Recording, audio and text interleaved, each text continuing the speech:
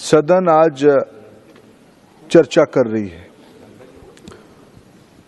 अध्यक्ष महोदय, सदन की परंपरा, विधि, ये सारे चीजों की संरक्षक आप हो। इस चर्चा को शुरू करते हुए प्रारंभ में अत्यंत कुछ माननीय सम्माननीय सदस्यों ने आपकी दक्षता और आपकी विवेक के ऊपर भी चर्चा की है। मैं बड़ा विनम्रता के साथ दोनों पक्ष के मित्रों को यह निवेदन करना चाहूंगा, इस प्रकार की चर्चा में जब देश नजर डाला हुआ है और देश इस घटना में चिंतित भी है, हम विश्व में एक नई शक्ति करके उभर रहे हैं। उस समय में राष्ट्रीय राजधानी दिल्ली है, दिल्ली में कुछ घटना किसी भी प्रकार की होगा तो सभी के मन में एक चिंता होती है।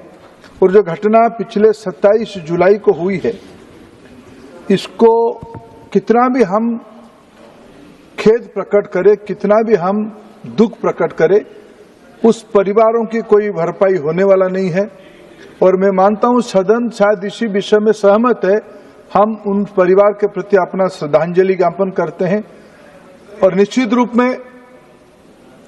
रूप में हम सभी की दायित्व बनता है ये घटना आगे कैसे ना हो, उसकी दायित्व किसकी है।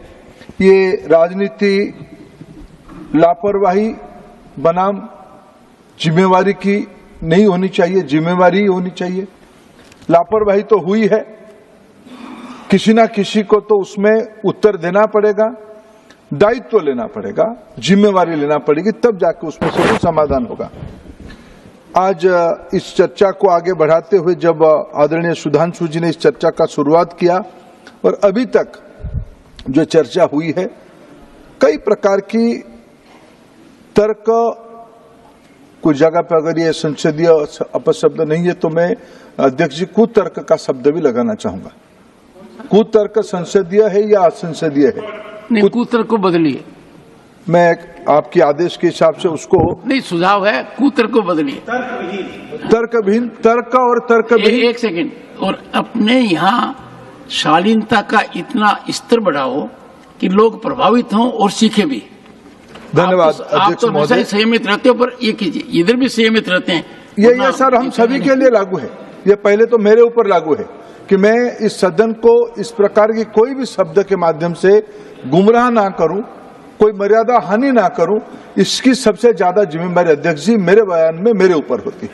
इसीलिए मैं आपकी अनुमति भी चाह, दो तीन पहलू इस चर्चा में सामने आई है। मैं आपकी अनुमति में कुछ तथ्य, हम सरकार में है, कोचिंग सेंटर के बारे में कुछ दायित्व हम लोगों की भी बनती है।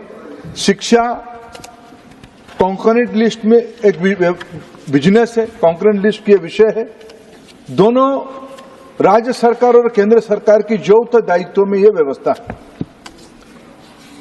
पिछले कई सालों से कोचिंग सेंटर की व्यवस्था और प्रबंधन कैसे होनी चाहिए, 2017, 19, अभी 2020, फिर अभी 2024 में निरंतर रूप में भारत सरकार, राज्य सरकार तथा संघ प्रशासित राज्यों को अपना एडवाइजरी, मार्गदर्शिका भेजते आए हैं। कोटा के बारे में चर्चा हुई। केवल कोटा नहीं, देश में अनेक जगह पे इस प्रकार की जब दुर्घटना होते हैं, कुछ कैंपसेस में भी कुछ दुर्घटना होते हैं, तब एक कोचिंग सेंटर की व्यवस्था कैसे होनी चाहिए, इसकी एक निरंतर मॉनिटरिंग, निरंतर जानकारी, सुझाव राज्यों को दिया गया है, जिसमें कोचिंग सेंटर की रजिस्ट्रेशन होनी चाहिए, उसकी मिनिमम स्टैंडर्ड रिक्वायरमेंट्स क्या होनी चाहिए, सेफगार्ड बच्चों के बारे में क्या क्या लेनी चाहिए, और उसकी निरंतर मॉनिटरिंग कैसे हो, और उसमें कुछ कोई खिलाफ करता है तो उसकी पेनल्टी व्यवस्था क्या हो, और राज्यों ने क्या क्या किया है। अनेक राज्यों ने, अध्यक्ष महोदय, बिहार, गोवा,